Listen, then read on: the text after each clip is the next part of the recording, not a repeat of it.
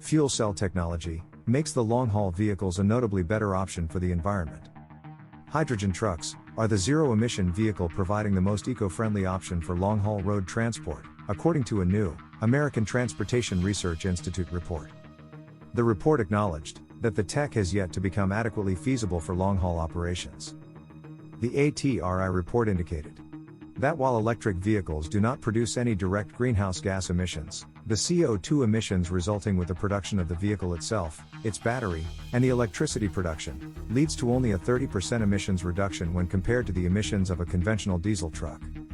On the other hand, when the same factors and comparisons are taken into consideration, hydrogen trucks fare much better. The reason electric vehicles don't reduce emissions as much as many people would expect, said the report, is greatly to do with the production of their lithium-ion batteries. That process generates over 6 times the carbon of the production of a standard diesel vehicle.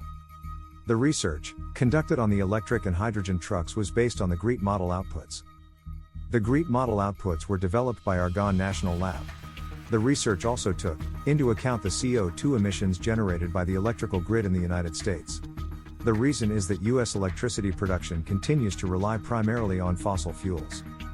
The analysis of the battery and fuel cell truck environmental friendliness was based on federal and industry source data for the identification and comparison of the CO2 emissions throughout the entire life cycle of various types of vehicle, including battery electric, diesel, and H2 powered trucks.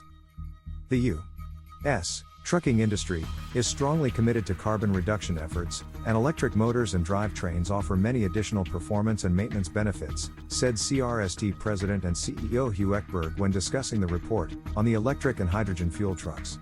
But Atri's research highlights that several of the leading zero-emission approaches being advocated today still need additional research to fully understand how the different technologies can be best developed and utilized to maximize carbon reduction.